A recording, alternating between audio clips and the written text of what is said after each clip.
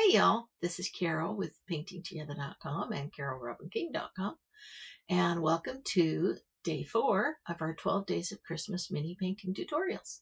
They are free, and I hope that you are following along with me, or maybe you can catch up later and just have fun doing some painting. So let's get to painting. Let's get started with today's video, which I decided was going to be some ornaments. I got some silver and gold markers. I think they're acrylic. You kind of have to stir them up before you go.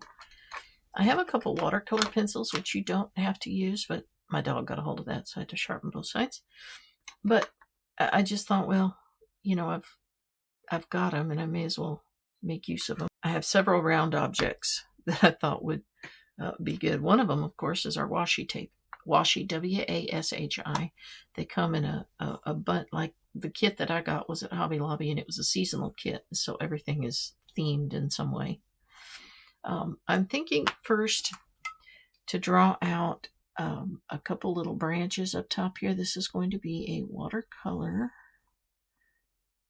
Christmas card. So we've got a couple branches from the Christmas tree coming out here. And then I figure we'll throw these little ornaments in here. Is that the biggest? That's probably the biggest. That's my glue, rubber cement.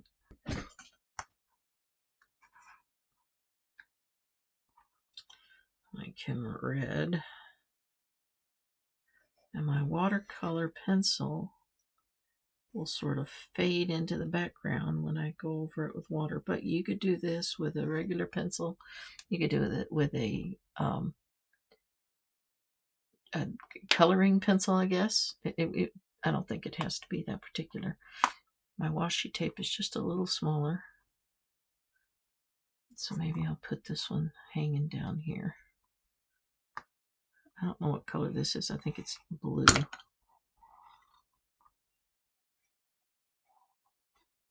Yep, that's blue. Okay, so we got a blue one. That's a little smaller. We could hang that one right up here maybe.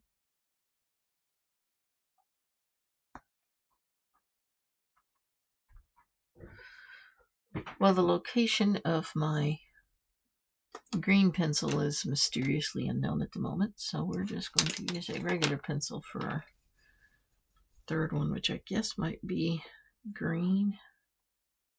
Put him a little more towards the middle so it's centered. Okay, now you have to have little thingies at the top, right? That hold them up. Little ornament hanger. Okay, I think we're ready to hit this. Before you start, spray your paints down. Let them start softening up for you for when you need them. They're there. Watercolors are wonderful, unlike acrylics, in that you can let it dry out and come back and use it. You don't have to throw it out like you do with acrylics. Okay. I'm going to try to show you an easier method of doing the tree branches. I've got some lemon yellow here. In watercolors, you start light and then you move darker,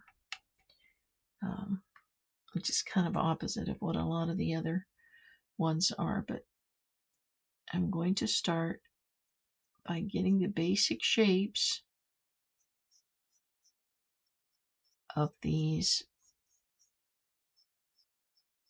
Christmas tree pines.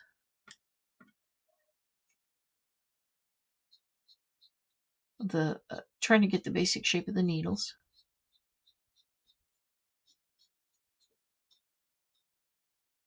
And what I'm going to do is a quick cheat that's going to help the next color flow into them. This is my highlight color, right? It's my highlights. And there's probably some more up here.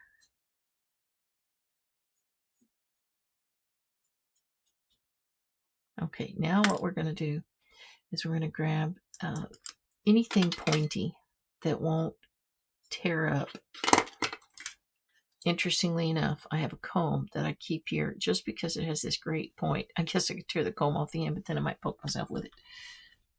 I'm going to scratch in the shapes of these pine needles.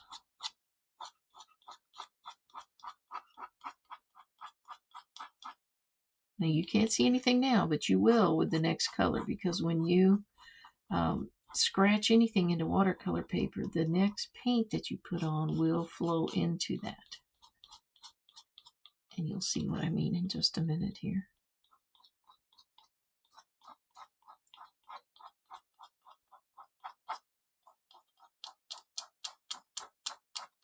Some of our needles probably should come straight down rather than everything going out in one direction.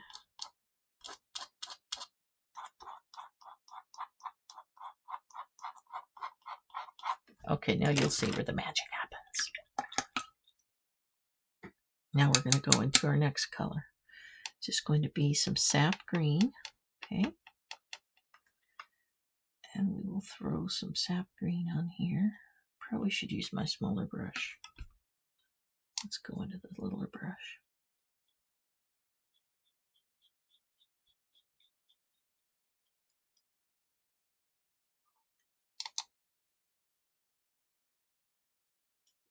I am creating some shapes with my sap green, but some of it I'm filling in a little extra because I know that it's going to run into those scratches I made.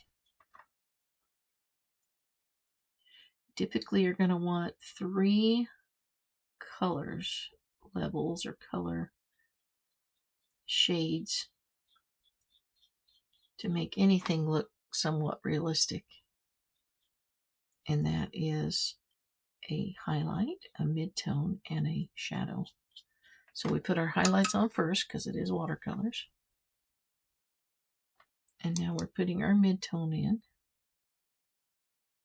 Trying to go around that a little bit so I don't mess it up.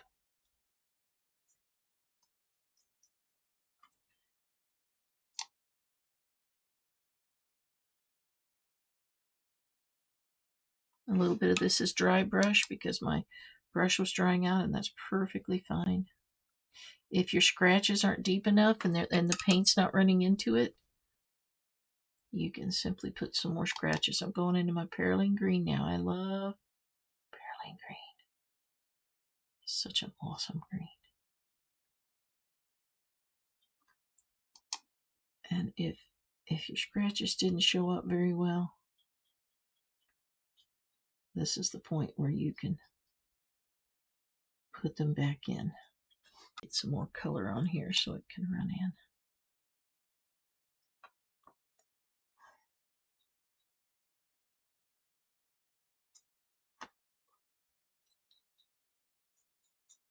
I think we'll fill in this area a little bit because it's part of the background. By the way, this washi tape is great, but if your paper gets super wet, it really kind of tends to come off easily.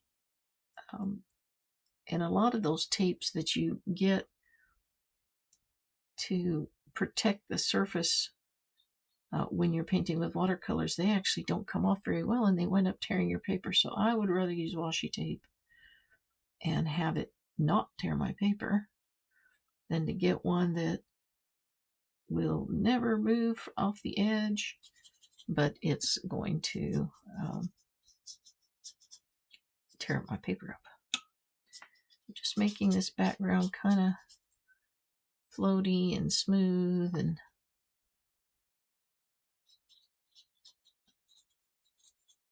I might even spritz some water on here.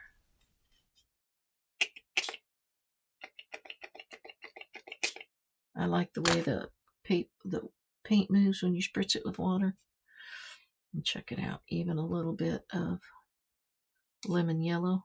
Lemon yellow is wonderful because it'll move everything out of the way.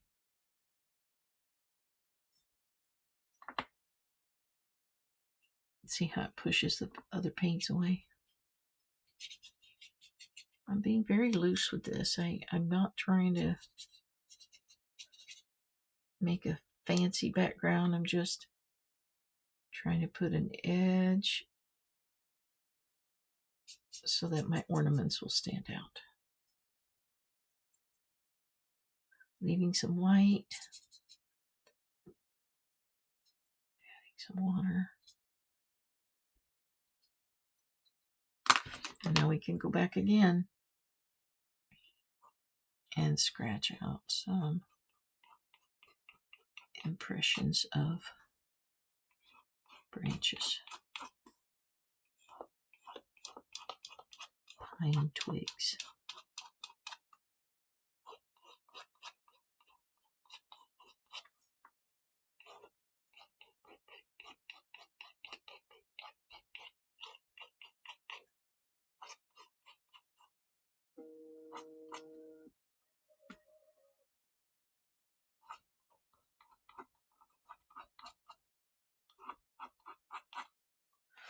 Now, see how the water's starting to go into those? It just gives the impression of the pine needles in the background, but without having to sit there and draw them all out.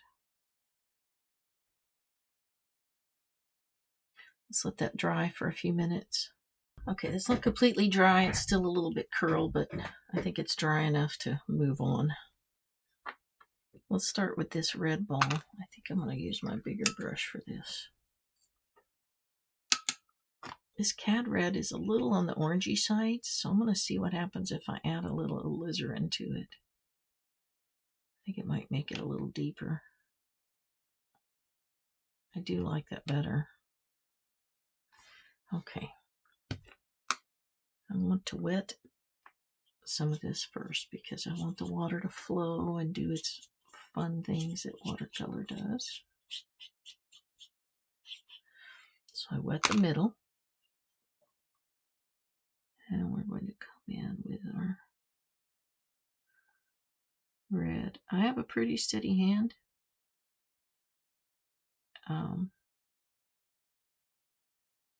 If you don't, what you can do is, if you have a watercolor pencil, just color it in a little bit thicker, and then when you brush the water over it, it will create your edges for you, okay? Now I'm moving this around a little bit because I want to let the water do fun things with it. Maybe add a little bit deeper color right in there. Now remember, your watercolors dry lighter. Just like your acrylics dry roughly 20% darker, your watercolors will dry roughly 20% to 30% lighter. I'm grabbing a little Payne's Gray, which you can't see on my screen, but I want this a little bit darker down here. And I prefer to put it in while it's still wet because I want it to flow and blend. Went off of my line just a little bit there, but I can scrub that when we're done. Okay, I'm cleaning my brush off. I'm going back to my red so that I don't have too sharp of an edge with this shadow down here.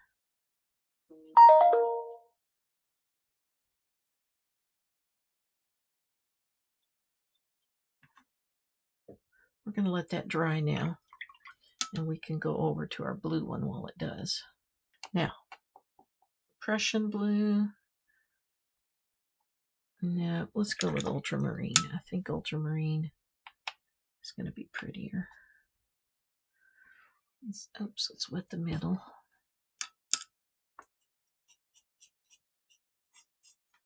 So it's got somewhere to flow. If you're going to do watercolors, you may as well use that flowing capacity that they have. Which is what makes them look so special and so unique to any other form of art. Watercolor, let's see, it's alcohol inks are similar in that they do flow, but They don't flow the same as watercolors.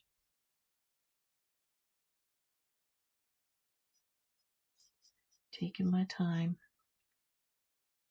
Our light is coming from over here, remember, because we put our little highlights over there, so I'm trying to go a little bit darker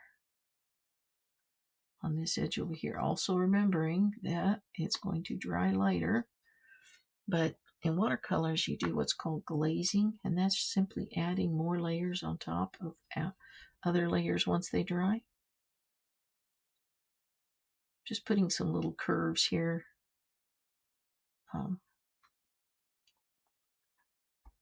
Just to give it a little bit of different colors and stuff in the middle. I might throw a little Prussian blue in there just for kicks and see what it does, because it is darker after all. And then a tiny bit of Payne's Gray in this dark corner. Payne's Gray already has a little bit of a blue tint to it, so it's going to mix in with this blue quite nicely.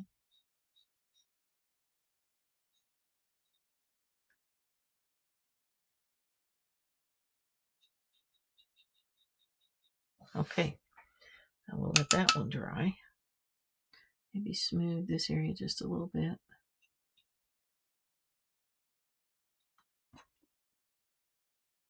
See what happens. I think the next one should probably be yellow. I was going to make it green, but I'm thinking maybe yellow gold. I've got a little new Gamboge right here, which if you don't have, just use a deep yellow. This lemon yellow is quite light, but new Gamboge is a really deep yellow.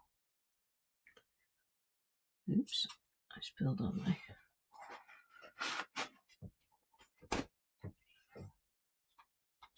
big old blob of water there. That's going to mess me up later.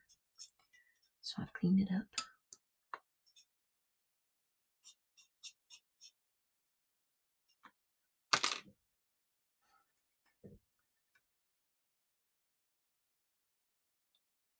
Got quite a bit of paint on my brush. That's because I want it to have a lot of color. If you make it too watery with watercolors, they're already kind of transparent. So if you make it too watery, you're just going to totally lose it. Now, I like what that did, so I'm not going to touch it until it dries. Okay, it is dry. I have to reconnect my washi tape because sometimes it disconnects while it's drying. Especially if you get a lot of water on it, which I frequently do. Okay.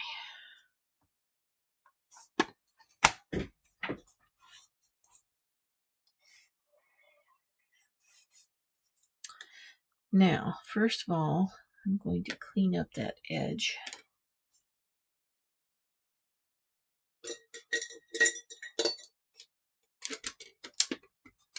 It's nice to have a lot of paintbrushes, but it makes it hard to find what you need when there's so much to choose from. I think I'm going to use this little scrubber. You don't have to use a scrubber. I just happen to have one available because I use it. So, there, see? That's the nice thing about watercolor. You can clean up your boo-boos as long as you didn't mess up too much. That's the secret there. Now, on this yellow one, I want to have a little more shadow and color, but because I really liked what it did in the middle, I didn't want to put that on to begin with. I'm going to put a little bit of red because it's probably reflecting some red from other things. I'm going to smooth that just a bit. And then the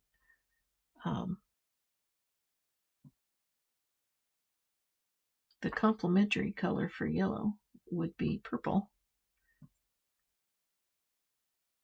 So I'm going to grab a little violet and see. I don't like this particular brand of violet. It's a Quor, Q-O-R, Q-U-Q-O-R, I think.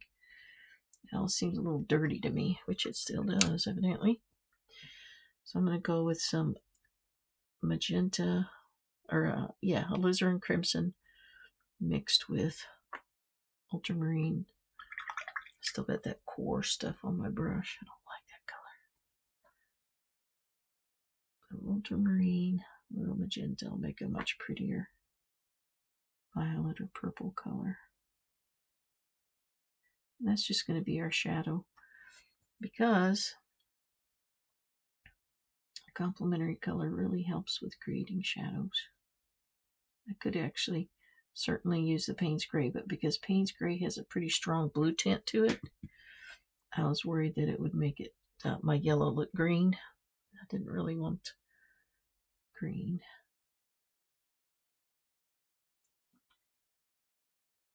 I'm sure this can be done a lot faster than I do it.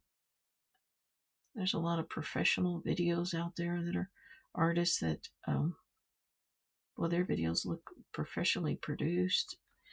I'm an artist. I am a full-time artist. I'm in shows. I'm in galleries. And I'm not a video producer. So that's going to have to be left to those that know how to do it better than I do, because I don't know how to do it. So this is just my simple way of sharing to the best of my ability. Adding a little bit of water to those. I just wanted some reflections of other colors in here, because the lighter ones especially reflect more. You can wipe up any mistakes you make. You can add a little more gold in there, a little more yellow if you want. Okay, now we're going to do a little bit of another layer on our blue. And again, we're going to add some reflections in there as well, because there's all kinds of other colors around it, right?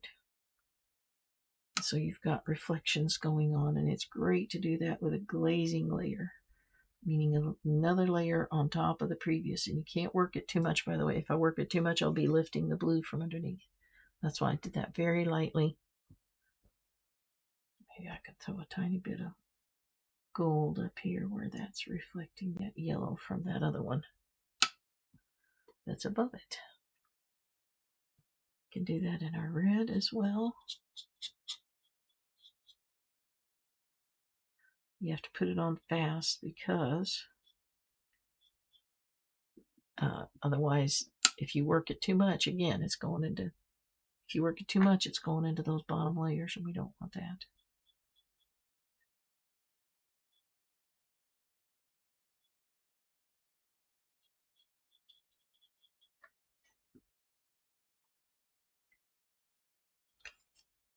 You can add a little more red if you want an area that's a little deeper. This can be done with this layer now.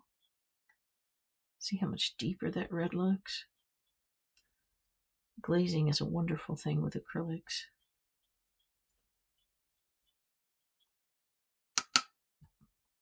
I'm going to smooth those edges by just putting a little water on them. There we go. And bring in some red right there, next to our highlight. Should go over my highlight just to make sure that it stands alone when the time comes. Oops, a big old drop dribbled off of my.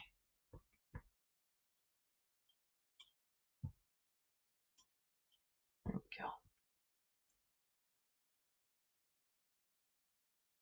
Maybe there's a little yellow in that reflection. Right there.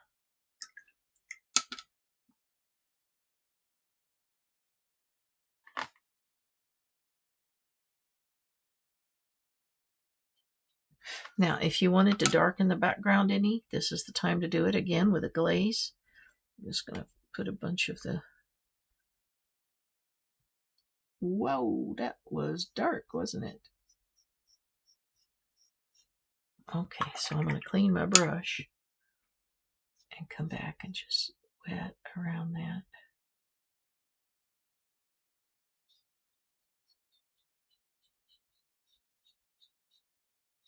My printer's going to sleep. It thinks I'm done.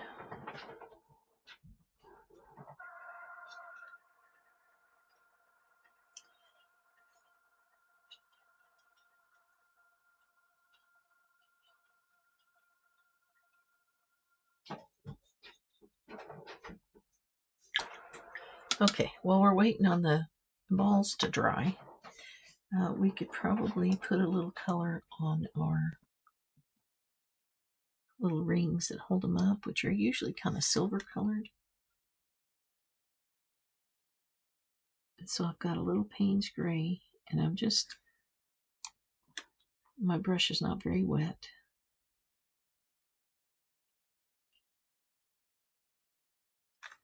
I'm just adding a little bit of color in the little stripes that you usually see in these little gadgets that hold I have no idea what they're called. These little gadgets that hold up the decorations. I did wet my Payne's Gray because it was a little too dry.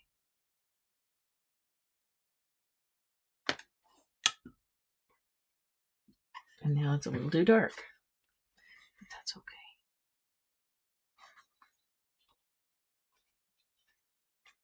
There we go. Okay, now we're going to let that dry for a few minutes.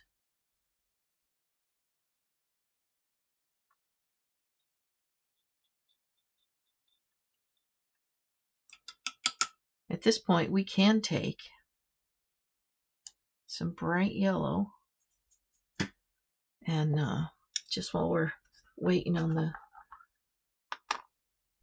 little globes while we're waiting on the globes to dry, we can take a little bit of this yellow, mix it with a little white so that it has a better highlight.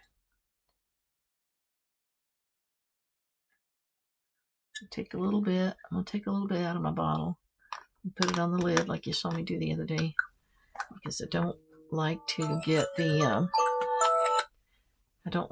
the stuff dirty inside, because they can spoil. This bleed-proof white, it's not good forever, and it lasts longer if you don't get junk in it. I'm going to grab a little chunk of that I brought out and put it right here next to my yellow. I'm going to grab a bunch of that lemon yellow, which I probably need to soften up a little more.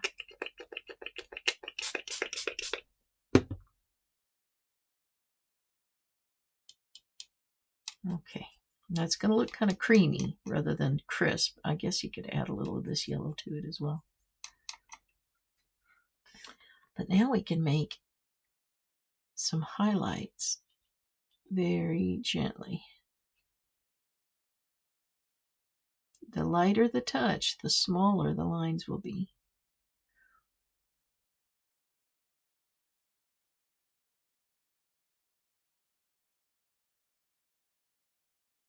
Kind of follow the same directions that you did your previous,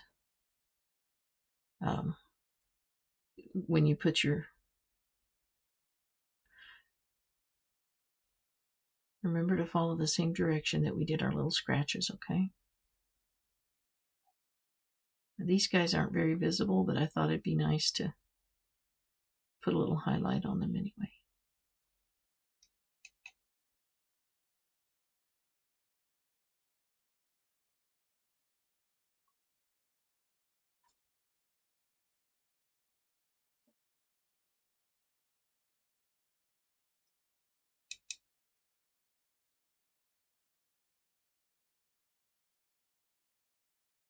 Did much better at leaving some white of the paper right in there than I did in other parts. Everyone is different. Every painting is different. Just go with what happens. I throw out a lot of artwork, actually, which you probably shouldn't, but if I get flustered with it, I tend to just toss it and start over.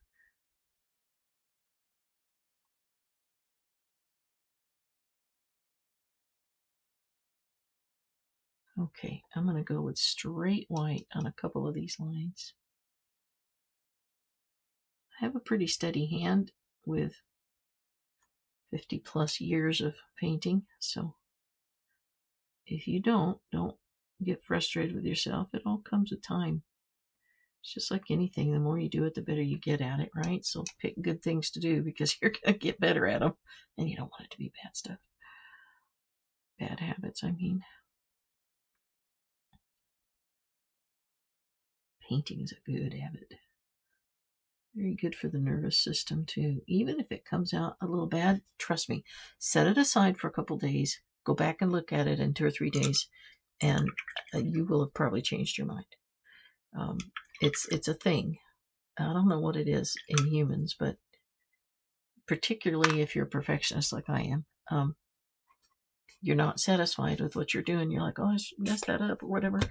But then give yourself a break, set it aside for a couple days, come back to it, and you may be shocked that you actually like it. It happens often. Okay, this is dry enough that I can take a little bit of my ultramarine in this corner of this and just darken these edges right down here.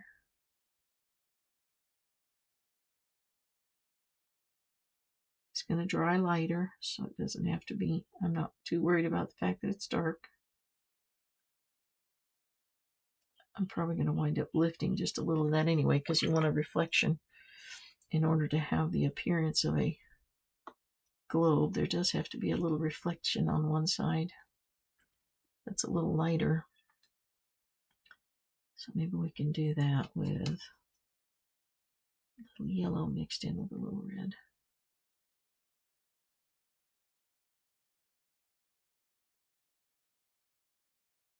There.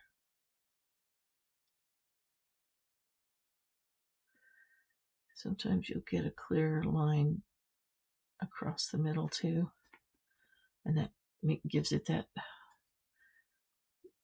appearance of reflections. We have a lot of smooth, soft edges, but sometimes you need a couple of hard edges too. We do the same thing in our yellow. I think I got into the red a little too much there.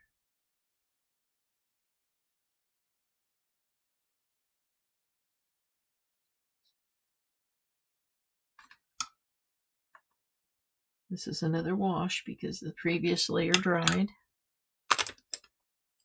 Smoothing this edge with a barely damp brush.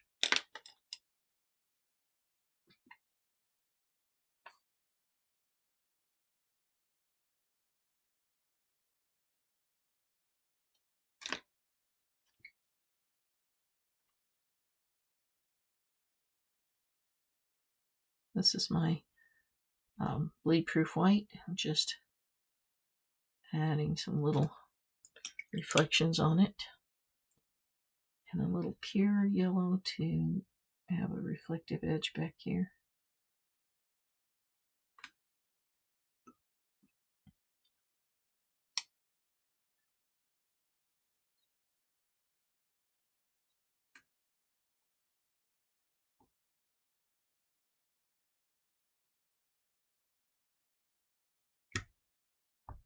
Wetting that down. I think because this is so dark right here, that I probably need just a few more dark stripes right up here so that it's kind of all by itself. I could lift just a little bit, which I'll do in a second. It just came out so dark. If I scrub that for just a minute and then tap it,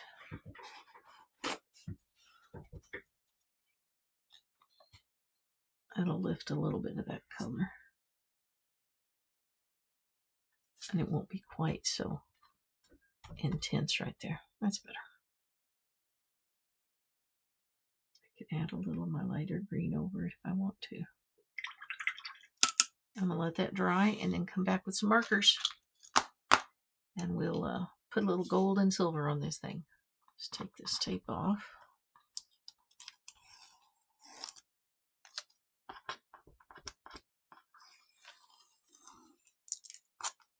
This is a great little Christmas card idea.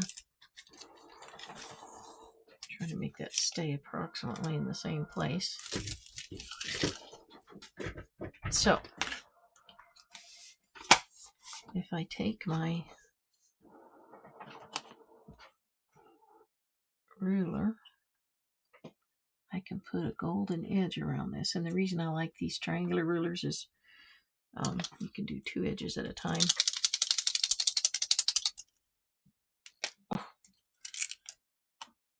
Make sure that's still straight.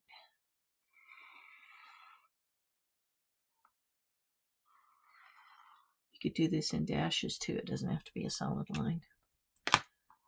Now the trick is wipe your ruler off just in case, just to be safe. Stuff dries pretty fast though. It doesn't have to be perfect, right? Remember I told you I'm a perfectionist. So I do go for that, but sometimes that can cause frustration. Okay. Finish that little bit right there. You can go around your elements if you want to. You can add little lines or something, or stars. You could add little stars. Let's add a little star.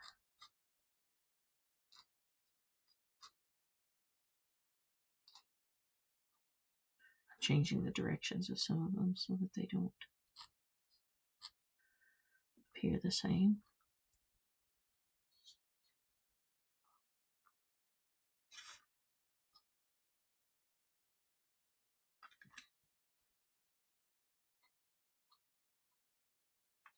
That one was on the edge. And we can take our silver pen and highlight our little hanging thingies. This is where, if you want to, you can put a little hanging string. Try to make it a little straight, but you could pretend there's a little hanger there. Especially right here where there's nothing above it. There should really be a string.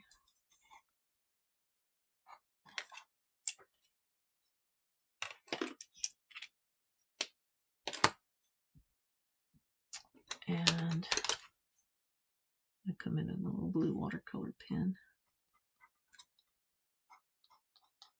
and just define those lines a little bit.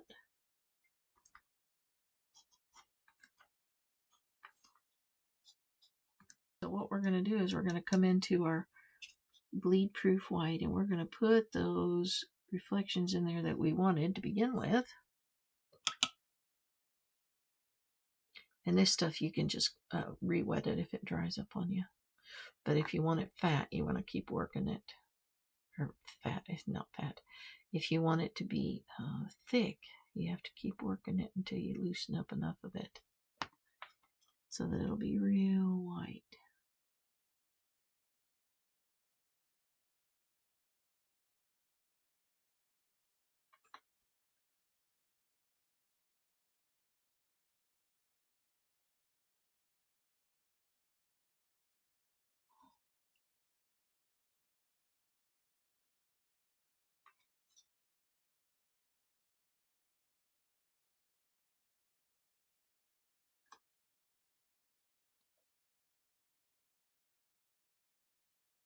The occasional reflection.